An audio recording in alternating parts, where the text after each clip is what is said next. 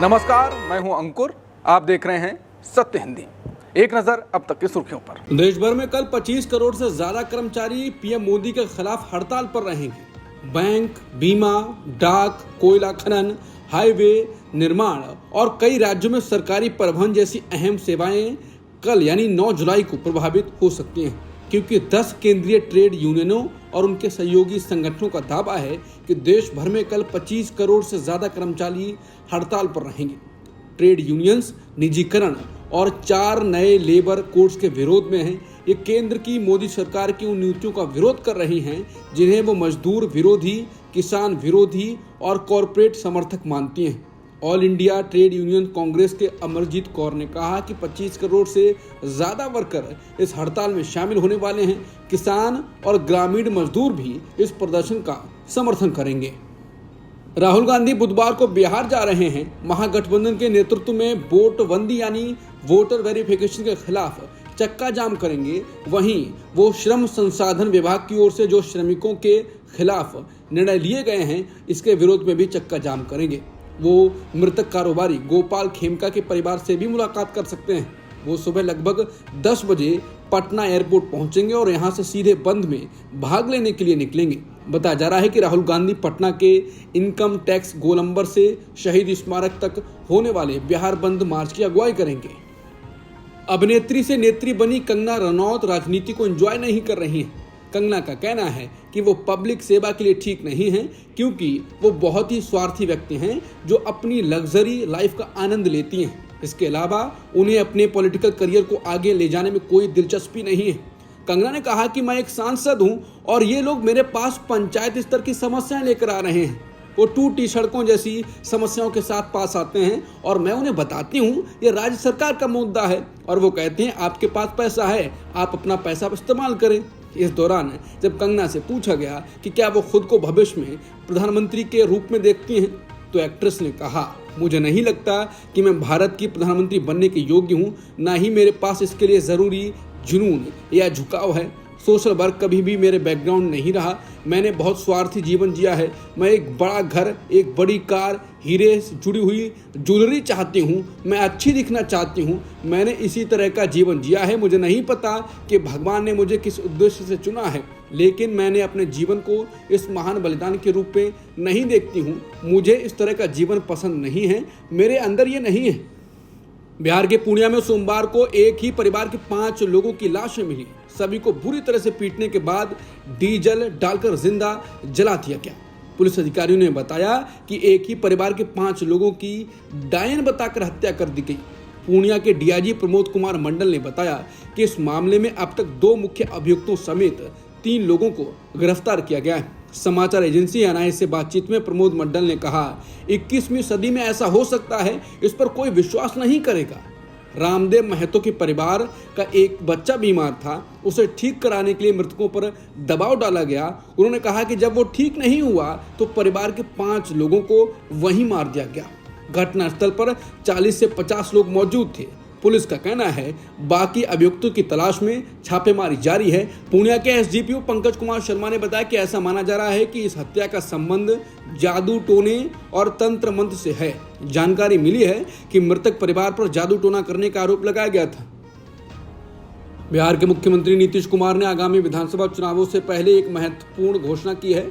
उन्होंने मंगलवार को राज्य की सभी सरकारी नौकरियों में सिर्फ बिहार की मूल निवासी महिलाओं के लिए 35% आरक्षण की घोषणा की।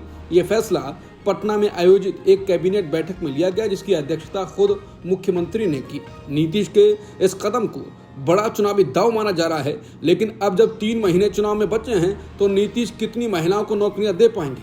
चुनाव आचार संहिता के बाद उस पर भी रोक लग जाएगी। नीतीश कुमार ने इस निर्णय को नारी शक्ति को बढ़ावा देने की दिशा में एक बड़ा कदम बताया है।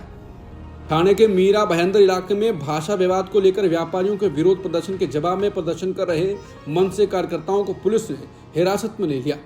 मीरा भाईंदर में मनसे को मोर्चा निकालने की इजाजत नहीं दिए जाने के संदर्भ में महाराष्ट्र के मुख्यमंत्री देवेंद्र फडणवीस ने भी प्रतिक्रिया दी। उन्होंने कहा कि महाराष्ट्र एक लोकतांत्रिक राज्य है, यहाँ कोई भी मोर्चा अनुमति लेकर अपना मोर्चा निकाल सकता है। उन्होंने कहा कि पुलिस तब मोर्चा निकालने की अनुमति देती है जब वहीं कोई भगदड़ जैसी स्थिति या फिर यातायात में समस्या न खड़ी हो। अगर ऐसा कुछ नजर आता है तो पुलिस रूट बदलने के लिए कहती है। उन्होंने बताया कि इस संदर्भ में मैंने पुलिस कमिश्नर से पूछा तो उन्होंने जानकारी दी कि उन्हें रूट बदलने के लिए कहा गया था, लेकिन वो उसी रूट पर अड़े हुए थे और इसलिए पुलिस ने उन्हें अनुमति नहीं दी। फडणवीस ने यह भी कहा कि मैं महाराष्ट्र के मिजाज को जानता हूं, इस तरह के प्रयोग यहाँ नहीं चलेंगे, मराठी आदमी बड़े दिल का है। झारखंड से बीजेपी सांसद निशिकांत दुबे द्वारा मीरा रोड की घटना को लेकर ठाकरे ब्रदर्स को चुनौती देने के बाद महाराष्ट्र में सियासत गर्माती जा रही है। निशिकांत दुबे के पटक पटक कर मारने वाले बयान के विरोध में मंगलवार को शरद पवार के एनसीपी ने जूते मारकर विरोध जताया। उद्धव ठाकरे की अगुवाई वाली शिवसेना यूबीटी नेता संजय राउत ने दुबे के बयान पर कड़ी आपत्ति भी जाहिर की। एनसीपी के युवा नेताओं ने कहा कि निशिकांत दुबे का बयान सिर्फ मराठी भाषा की आलोचना नहीं है, ये महाराष्ट्र की पहचान पर सीधा हमला है। भाजपा का पुराना खेल फिर से शुरू हो गया है, वो बिहार में चुनाव और महाराष्ट्र में आग लगा रहे हैं। संजय राउत ने कहा कि कौन है दुबे? महाराष्ट्र के हिंदी भाषी नेताओं को दुबे की निंदा करनी चाहिए। बीजेपी का सांसद मराठी लोगों के बारे में घटिया बात कर रहा था और फडणवीस सरकार चुप है। एकनाथ शिंदे खुद को नेता मानते हैं, दाढ़ी पर अपना हाथ घुमाते हैं। या तो शिंदे निशिकांत दुबे के बयान का खंडन करें या फिर अपनी दाढ़ी काट लें या फिर हम उनकी दाढ़ी काट देंगे, इस्तीफा दे दो अगर मर्द हो तो।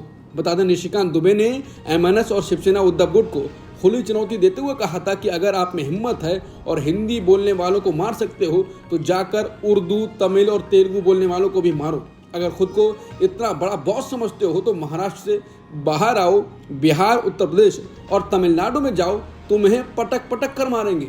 बीजेपी ने कांग्रेस अध्यक्ष मल्लिकार्जुन खड़गे पर देश की राष्ट्रपति द्रौपदी मुर्मू और उनसे पहले राष्ट्रपति रहे रामनाथ कोविंद के खिलाफ अभद्र टिप्पणी करने का आरोप लगाया है। बीजेपी के राष्ट्रीय प्रवक्ता गौरव भाटिया ने कहा, क्या मल्लिकार्जुन खड़गे लिखित में अपनी अशोभनीय अभद्र टिप्पणी के लिए भारत के राष्ट्रपति द्रौपदी मुर्मू से माफी मांगेंगे? क्या राहुल गांधी और कांग्रेस के तमाम कार्यकर्ता खड़गे के बयान की निंदा करेंगे और क्या उन्हें पार्टी से निकाला जाएगा? दरअसल सोमवार को छत्तीसगढ़ में एक रैली को संबोधित करते हुए मल्लिकार्जुन खड़गे ने देश की वर्तमान राष्ट्रपति द्रौपदी मुर्मू और पूर्व राष्ट्रपति रामनाथ कोविंद का नाम लिया था। खड़गे ने कहा था कि बीजेपी बातें तो बड़ी बड़ी बोलेगी कि मुर्मू जी को भारत का राष्ट्रपति बना दिया, कोविंद को राष्ट्रपति बनाया। हाँ भाई, बनाया है। किसके लिए बनाया है? किस लिए बनाया है? हमारी संपत्ति छीनने के लिए बनाया है, हमारे जंगल छीनने के लिए बनाया है, हमारा जल रोकने के लिए बनाया है। खड़गे के बयान की निंदा करते हुए बीजेपी के प्रवक्ता गौरव भाटिया ने कहा कि इससे पहले भी कांग्रेस के कई नेताओं ने राष्ट्रपति द्रौपदी मुर्मू पर अभद्र टिप्पणी की थी।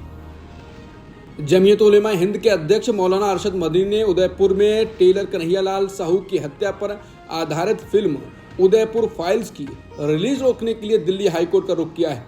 ये फिल्म 11 जुलाई 2025 को सिनेमाघरों में रिलीज होने वाली है, लेकिन इसके ट्रेलर को लेकर पहले ही विवाद शुरू हो गया है। मौलाना अरशद मदनी ने अपनी याचिका में दावा किया है कि फिल्म का ट्रेलर एक विशेष धार्मिक समुदाय को बदनाम करता है और उसमें सांप्रदायिक तनाव भड़काने की क्षमता है।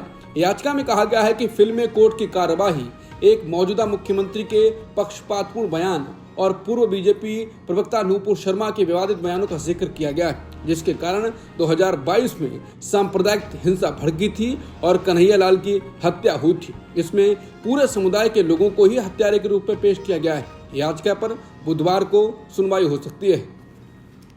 अब तक की खबरों में इतना ही। बाकी खबरों के लिए बने रहिए सत्यहिंदी.com के साथ।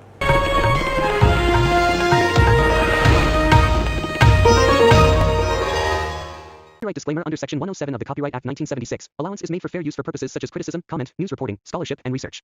Fair use is a use permitted by copyright statute that might otherwise be infringing.